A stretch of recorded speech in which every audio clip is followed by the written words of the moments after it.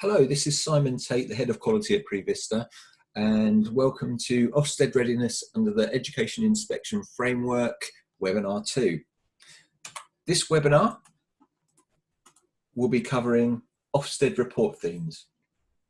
So those of you like myself who tune into FE Week each week and scour through the reports and find out how people have done will have recognised certain themes that are coming up under the new Education Inspection Framework.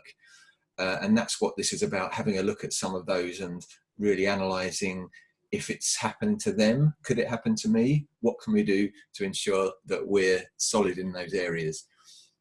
There's only a couple of slides on this one, but I'll explain why. They're quite busy slides, but they'll be useful, I'm sure. So I've picked out a particular report that came out in October 2019 that got insufficient progress, and it was a first inspection, but it's got so many of the themes that come up in one hit that I thought I'd copy and paste and go through them. So let's have a look at the top. The providers have not provided apprentices with timely support to improve and develop their functional skills qualifications in English and maths. Now that is coming up, and that's a rookie error if you're not doing that. So they'll be looking for initial assessments. They'll be looking for diagnostics. They'll be looking for both of those things. Initial assessments tell you whether the person should be on the program or not, but the diagnostics tell you how you can have impact and will have impact on that learner to develop them further, which is the requirement of Ofsted. Make sure that your tutors are recording, that they're embedding English and maths during all the sessions that they deliver. Have it written into lesson plans. Make sure it is abundantly clear. Ofsted will look for and expect that. Next bit, managers have not ensured that all apprentices receive their entitlement to off-the-job training. This is probably one of the highest volume problems that come up and lead to insufficient progress or requires improvement or inadequate gradings. Off-the-job training, although it's an ESFA requirement, Ofsted are checking that your management systems are in place to ensure that it happens. And if it's not happening, then your leadership and management cannot be good or outstanding. Make sure that it's recorded. Make sure that it's clear that how those hours are being spent and the impact of those hours. Make sure from the word go at initial assessment that both learner and employer understand what off-the-job training means and are able to explain to the person that signs up that learner what they're going to deliver in off-the-job training to support you as a provider and the impact. The employer should understand the impact of what you're going to help them to deliver in that journey. Next up, leaders and managers do not ensure that the apprentices recruited by brokers, forget that bit, understand that they are on an apprenticeship program. Another rookie error. I get the fact that all learners understand that they're on a program of learning and they can understand the impact of that learning and understand how they are being developed and how it's going to improve their career. Unfortunately, it's not enough because Ofsted actually want them to understand the word apprenticeship. If they're asked what program of learning they're on and they don't know they're on an apprenticeship, then it's going to come up in your report and it's not going to be a good thing that comes up in your report. I'm of the old school brigade that remembers that apprentices used to come straight out of school, raw, go to, for example, car mechanics and learn how to make the tea and watch what happens, and then learn how to change a tyre and eventually learn how to replace an engine. No, anyone can be an apprentice. If you're pulling down the money for an apprenticeship, you need to be able to say you're on an apprenticeship. Next up, a significant proportion of apprentices on standards do not have sufficient understanding of the various components of the apprenticeship and the endpoint assessment. Again, this goes back to that initial meeting and enrolment with the learner and the employer. Both of them should understand the components of the endpoint assessment and why they're doing the off-the-job training and the not off-the-job training that's building them up to a level where they can understand and pass those components, have the knowledge, skills and behaviours to not just pass, but to gain a merit or a distinction. That's come up in a report recently as well, that learners aren't getting merits and distinctions. You want to be aiming for that, not just passes.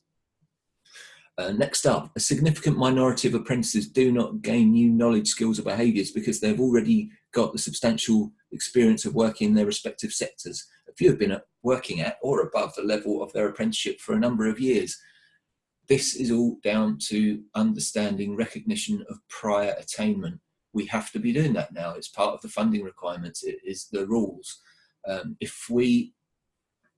going to go back to the 3 I's here. The quality of education says you must have intent, implementation, but absolutely crucially, impact. If you're delivering a course to someone who can already perform at the level that you're expecting them to perform, then you're having no impact, and therefore you are not achieving a level of quality of education that is going to get you through an Ofsted inspection. And at the bottom there, we've got tutors do not provide good enough feedback to enable apprentices to improve their work.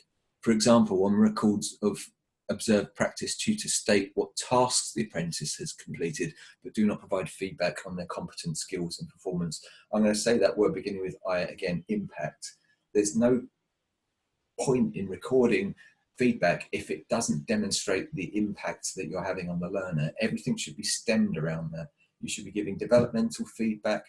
You should be giving praise where it's due, but you have to get the learner to understand and to demonstrate to the reader what they've gained from that session, why you delivered that session and the impact.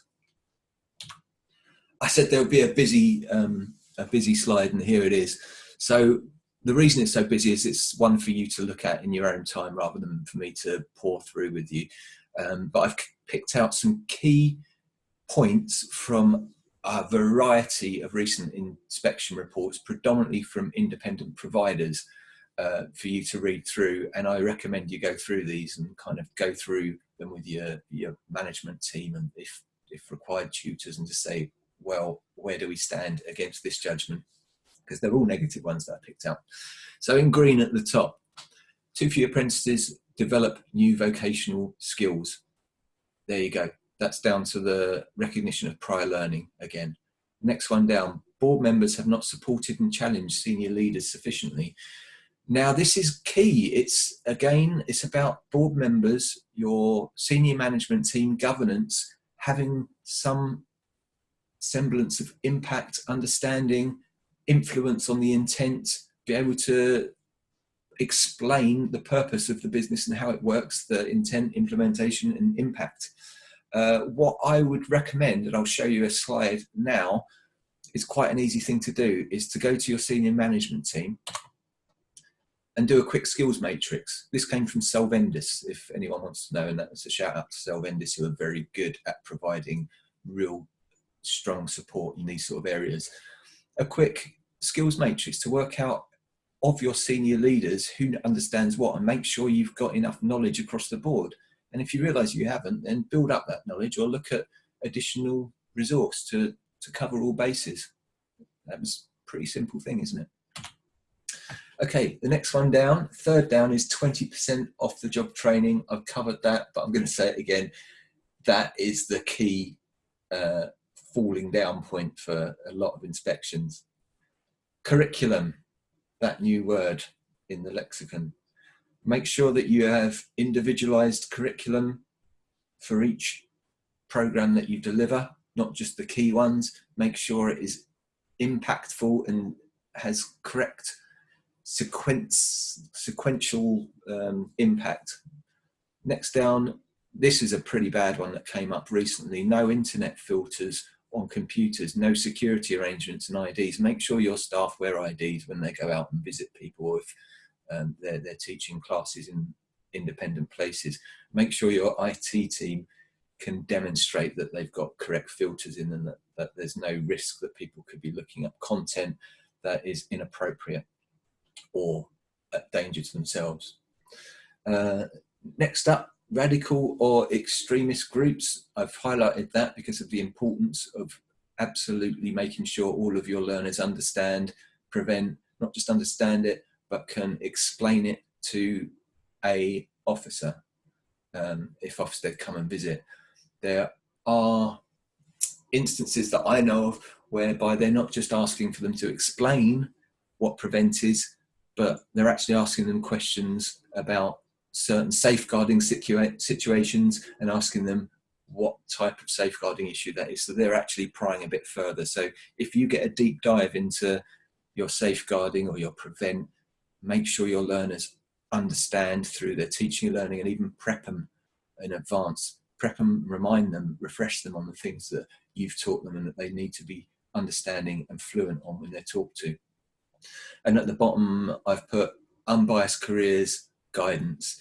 Again, this stems back to that first meeting that you have with those learners, that you establish what they need, what they want, what they can do, how you're going to get them to achieve their aspirations, whether the course is appropriate for their aspirations and their starting points. Make sure that it's unbiased. So I would recommend putting people through the level 3 information advice and guidance course. It's an easy win because it upskills your staff, which is what you are required to do, and it helps them provide that basis of initial support for your learners to get through and to stay on program, remain focused, and get that timely completion that we all want. So if you do need information, advice and guidance training, give us a shout, because we do deliver that. Also, if you have any other questions on any part of this particular webinar, please send me an email, simont@prevista.co.uk, and I'll collate any answers and circulate them to everybody. So thank you very much for tuning in. I appreciate your time, and I hope you tune in to the other webinars in this series of 5.